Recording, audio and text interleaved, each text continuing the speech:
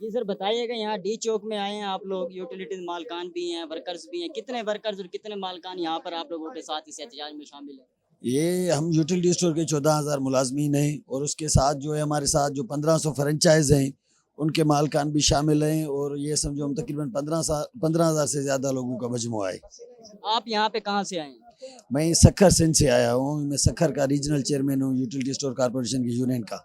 यहाँ कितने दिन बैठने का इरादा है? जब मसला हल हो जाए, अगर आज हल हो गया तो आज ही चले जाएंगे। और हुकूमत अगर आप लोगों के मुतालबात नहीं मानती तो फिर क्या आप लोग अलाया फिर तो हम बैठे रहेंगे ना, क्योंकि हम पीछे तो जो सारा कुछ था छोड़ के चले आए हैं। नौकरी चली गई, उसके बाद जाके क्या करेंगे?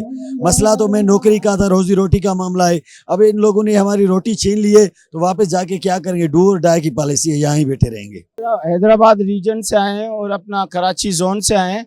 हमारा रीज़न ये है कि एवं इन्होंने रोला पा देता है, यहाँ पर हमें डिस्टर्ब किया गया है और प्रॉब्लम जो है हुकूमत ने क्रिएट किया है। हम यूटिलिटी स्टोर के मुलाजिम यहाँ पर धरने लगाने पर मजबूर हुए हैं। आपकी नॉलेज के लिए इजाफा है कि ये शहीद जुल्फ़िकार अली भुट्टो ने जब ये पहला गिफ्ट इस कंट्री को दिया था, यहाँ इस वक्त जो है 12,000 के करीब मुलाजमीन अपनी बच्चों की रोज़ियाँ करते हैं। इसके अलावा बेनज़ीर इनकम सपोर्ट प्रोग्राम की ख़वातीन वो यहाँ से रिलीफ लेती हैं।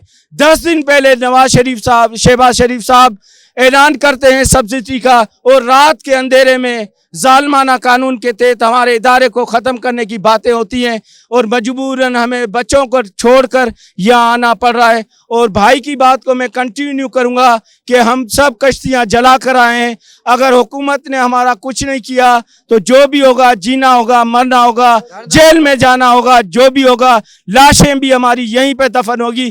वहाँ पर भी जाएंगे, वहाँ पर भी हमारी डेथ है।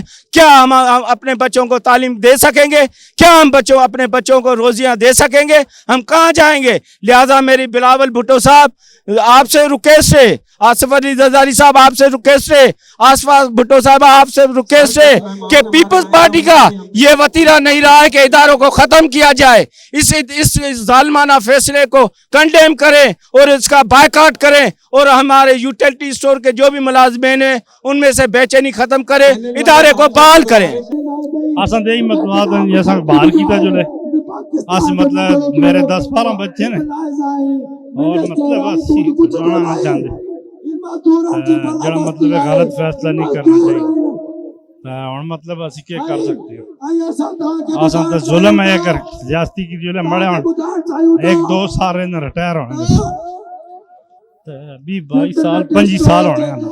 कब तक यहाँ पे बैठने का इरादा है आप लोगों का? जी, जब तक कोई मसला नहीं हल तो हम लोग इधर ही किधर जाना। हमने अभी तक कोई हुकूमती नुमाइंदा आया आप लोगों से बातचीत के लिए? नहीं आया, फिलहाल कोई नहीं आया।